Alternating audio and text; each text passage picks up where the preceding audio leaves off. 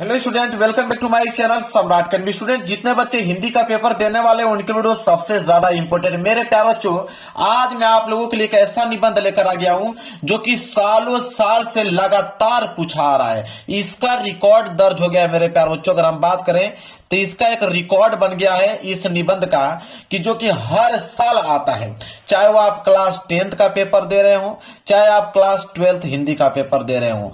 दोनों ही पेपरों में मेरे प्यारे बच्चों प्रदूषण की समस्या तथा समाधान, यह वाला जो निबंध है मेरे प्यारे बच्चों हर साल आता है। लेकिन मेरे प्यारे बच्चों, निबंध में सबसे कम नंबर बच्चे लेकर आते हैं। वो कम नंबर इसलिए लेकर आते हैं क्योंकि वो किताब से याद करते हैं या कुछ ऐसे यूट्यूब चैनलों के माध्यम से वो पढ़ के जाते हैं कि जो किताब के द्वारा बताए गए निबंध को वो बता देते हैं, वही याद करके जाते हैं और उसको लिख नहीं पाते हैं सही ढंग से। तो मेरे प्यारे बच्चों, प्रदूषण की समस्या तथा समाधान इतना सिंपल पूरे YouTube चैनल पे आप लोगों को कोई भी निबंध नहीं बता सकता है। और निबंध लिखने का कौन सा ऐसा तरीका है जो कि एग्जामिनर आपको पूरा का पूरा अंक दे। मेरे प्यारे बच्चों, यही वीडियो स्पेशल वीडियो आप लोगों के लेकर आया हूं कि आप हिंदी के पेपर देने वाले हो और यह निबंध 100% आएगा। 100 क्या, इसको मैं तो 110% गारंटी ले सकता हूं कि यह निबंध आएगा ही आएगा। इसको कैसे लिखना है ताकि पूरा अंक मिल पाए, और वो भी सरल शब्दों में। सरल शब्दों में मेरे प्यारे बच्चों, अपनी भाषा में। एग्जामिनर कभी चाहता है कि आप अपनी भाषा में हमको लिख के दिखाइए, ना कि किताबी भाषा का ज्ञान हमको बताइए। वो चाहता है कि लड़का अपने तरीके से अपनी भाषाओं में हमें व्यक्त करके बताए, उतना ही वो अधिक नंबर देता है उन छात्रों को। तो मेरे प्यारे बच्चों, चलिए मैं बताता हूं कि पर्यावरण प्रदूषण की समस्या तथा समाधान। सबसे पहले मेरे प्यारे बच्चों, निबंध जब भी लिख रहे हो, सबसे पहला ये हेडिंग डालने के बाद आपका पहली हेडिंग रूपरेखा होना चाहिए। रूपरेखा में मतलब यह होता है कि इसमें कितना हेडिंग आप लिखना चाहते हो, सारे का सारे हेडिंग एक जगह रहना चाहिए। जैसे रूपरेखा मतलब इसमें 5 हेडिंग लिखा गया है, 5 हेडिंग में यह निबंध पूरा समाप्त हो जाएगा। पहला है प्रस्तावना। दुनिया का कोई भी निबंध लिख रहे हो, पहली हेडिंग प्रस्तावना होना ही चाहिए। पहली हेडिंग प्रस्तावना होना चाहिए। इसके बाद दूसरा हेडिंग इसमें मैंने लिखा है कि प्रदूषण का अर्थ, क्योंकि पर्यावरण प्रदूषण की समस्या तथा समाधान पे मैं निबंध लिख रहा हूं तो उसका बताना पड़ेगा ना कि प्रदूषण का अर्थ क्या है। इसके बाद प्रदूषण कितने प्रकार के हैं, फिर चौथा मैंने बताया कि इसका समस्या क्या है और उसका समाधान हम कैसे करेंगे। इसके बाद मैंने बताया कि उपसंहार, लास्ट में उपसंहार होना चाहिए। मतलब फर्स्ट हेडिंग प्रस्तावना और लास्ट हेडिंग उपसंहार होना ही चाहिए। चलिए, इसके बाद हमने हेडिंग डाला है पहला प्रस्तावना। प्रस्तावना देखिए बिल्कुल सरल शब्दों में अपनी भाषा में लिखा हूं कि आजकल प्रदूषण की समस्या बहुत ज्यादा बढ़ रही है। आप लोग भी देख रहे हो कितना तेजी से, तीव्र गति से प्रदूषण बढ़ रहा है। तो आजकल प्रदूषण की समस्या बहुत ज्यादा बढ़ रही है और इस समय हमारे सबसे बड़ी चुनौती जो है वो पर्यावरण को बचाने का है। बिल्कुल, जब तक पर्यावरण को हम बचाएंगे नहीं, प्रदूषण अधिक हो जाएगा मेरे प्यारे बच्चों, तो हम लोग यहाँ धरती पे रह ही नहीं पाएंगे।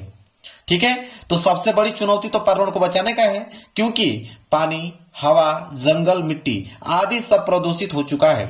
और यदि हमने इस असंतुलन को दूर नहीं किया तो मानव जीवन वाय हो जाएगा। वाय का मतलब होता है नष्ट हो जाएगा, मतलब मानव जीवन नष्ट हो जाएगा और पता नहीं मानव जीवन होगा भी या नहीं, क्योंकि हम लोग दिन रात ऑक्सीजन ही लेते हैं। और जब पर्यावरण में मेरे पास जो प्रदूषण फैल जाएगा तो जो ऑक्सीजन हमारे शरीर में जाएगा वो हमें क्या कर देगा, नुकसान पहुंचाएगा, बीमारी, अलग अलग प्रकार की बीमारियां उत्पन्न होगा, जिससे हमारी जान भी जा सकती है। समझ रहे हैं? तो प्रस्तावना में कितना सिंपल शब्दों में, सरल भाषा में मैंने प्रयोग करके लिखा है। और ये देखिए किताबी भाषा नहीं है, किसी भी किताब में मिलने वाला नहीं है। आपको मिलेगा तो सिर्फ मेरे YouTube चैनल पे, और मैं अपने भाषा में इसको व्यक्त किया हूं और सरल शब्दों में, ताकि आपको भी याद हो पाए। इसके बाद दूसरी हेडिंग हमने डाला है प्रदूषण का अर्थ, कि प्रदूषण का अर्थ क्या है। प्रदूषण का अर्थ में हमने बस इतना ही पॉइंट लिखा है कि बढ़ती जनसंख्या जो है वो पर्यावरण के संतुलन को बिगाड़कर दूषित कर देती है। बिल्कुल, बढ़ती जनसंख्या पर्यावरण के संतुलन को बिगाड़कर दूषित कर देती है और यह गंदा वातावरण जीवनधारियों के लिए हानिकारक है। बिल्कुल, इतना कम शब्दों में मैंने सब कुछ बयां कर दिया और एग्जामिनर हमसे प्रभावित हो जाएगा मेरे प्यारे बच्चों।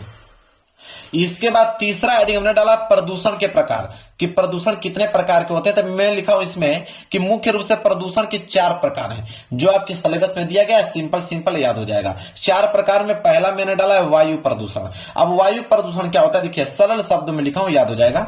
वायु प्रदूषण में मैंने बताया है कि यह सबसे खतरनाक प्रदूषण है, वायु प्रदूषण, क्योंकि सब वायु का ही खेल है, क्योंकि वायु से ही हम लोग ऑक्सीजन ले रहे हैं, तो यह सबसे खतरनाक प्रदूषण है। वायु जो है प्रदूषण का मुख्य कारण जो है उद्योगों और वाहनों से निकलने वाला धुआं है।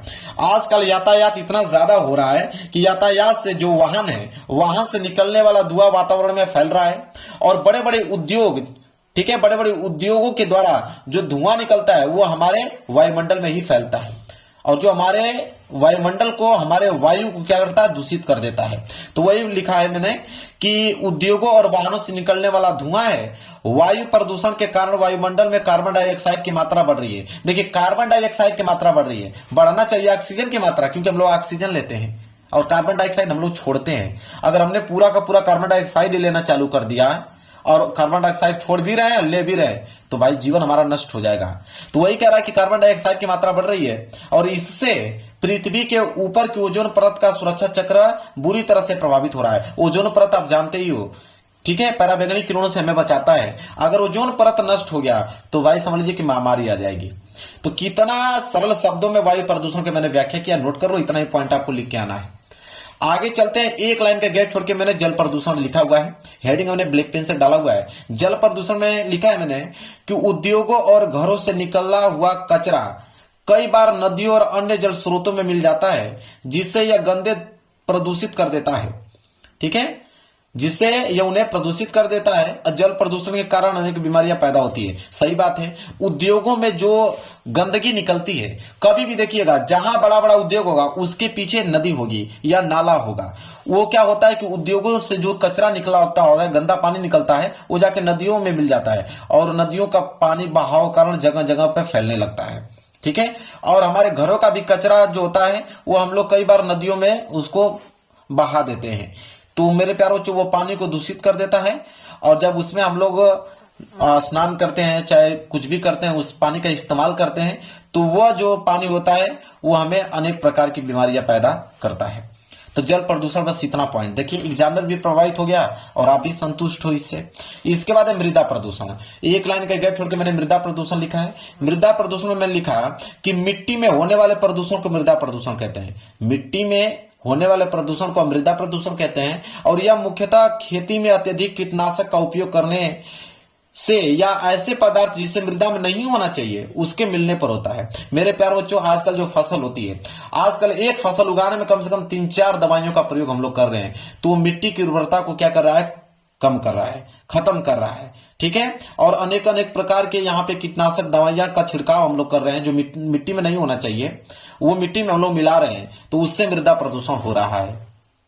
इसके बाद मेरे प्यार जो चौथा है ध्वनि प्रदूषण। ध्वनि प्रदूषण क्या है कि ध्वनि प्रदूषण किसी भी प्रकार के अनुपयोगी ध्वनि को कहते हैं और इस प्रदूषण से मानव और जीवन जंतुओं में परेशानी होती है। यातायात का मोटर गाड़ियां आजकल मॉडिफाई कर दे रहे हैं लोग, ठीक है, उसका आवाज साउंड इतना ज्यादा कर दे रहे हैं, ठीक है।